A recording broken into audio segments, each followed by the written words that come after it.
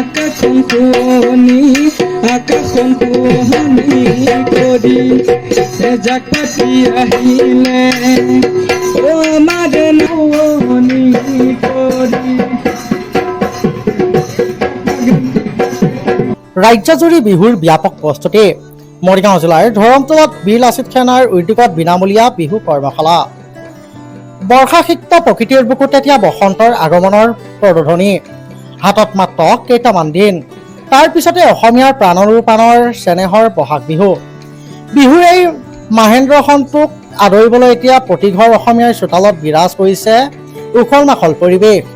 চেনেহৰ বিহুটিক আদৰিবলৈ থমকি ৰোৱা নাই আমাৰ হেতাহৰ বিহুৱা বিহুৱতীসকল।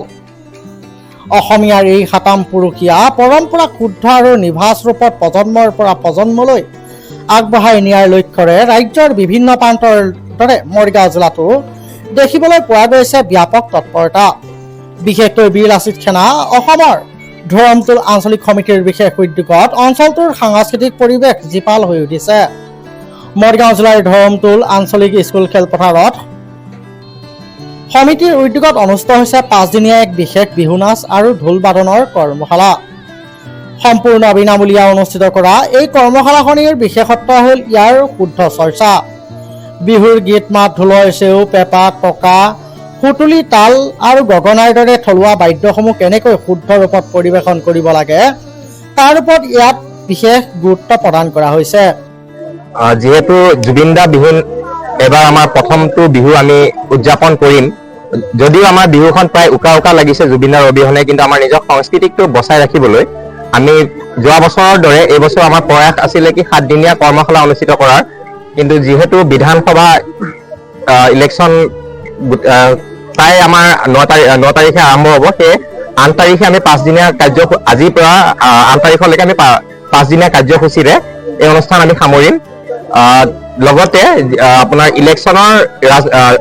ইলেকশ্যনৰ পাছতে আমি যিখিনি কৰ্মশালা হৈ যাব তেওঁ প্ৰশিক্ষাৰ্থীক লৈ আমি এদিন মুকলি বিহু আৰু তেওঁলোকৰ মাজতে প্ৰতিযোগিতা এটা অনুষ্ঠিত কৰিছো, য'ত প্ৰচেষ্টা থাকিব কি তেওঁলোক আগ্ৰহ হয় অহা বছৰো লগতে প্ৰতি বছৰে যাতে তেওঁলোকে সেই আগ্ৰহে যে কি আমি আমাৰ বিহু নাচটো আমি শিকিব লাগে, আমি ঢোল শিকিব লাগে, পেঁপা শিকিব লাগে।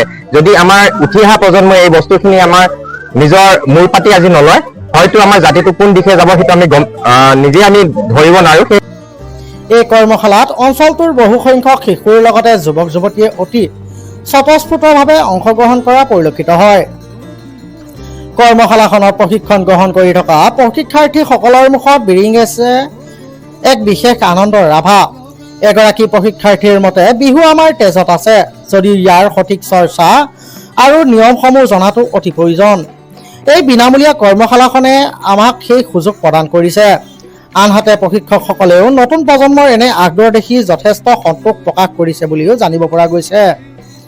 বৰ্তমানৰ যান্ত্ৰিকতাৰ যুগত পৰম্পৰাগত কৃষ্টিসমূহ ধৰি ৰখাৰ ক্ষেত্ৰত বীৰ লাচিত সেনাৰ এই পদক্ষেপক সচেতন মহলে ভূয়সী প্ৰশংসা কৰে। এনেধৰণৰ কৰ্মশালাই কেৱল এটা উৎসৱ পালন কৰাই নহয়, বৰঞ্চ অসমীয়া সমাজ জীৱনৰ মেৰুদণ্ড স্বৰূপ লোক সংস্কৃতি ভেটিটোক অধিক মজবুত কৰাত সহায় কৰিব বুলি ধৰমতোলৰ ৰাইজে মত পোষণ কৰে। মৰিগাঁৱৰ পৰা চন্দন হীৰাৰ ৰিপৰ্ট, লোকেল 18।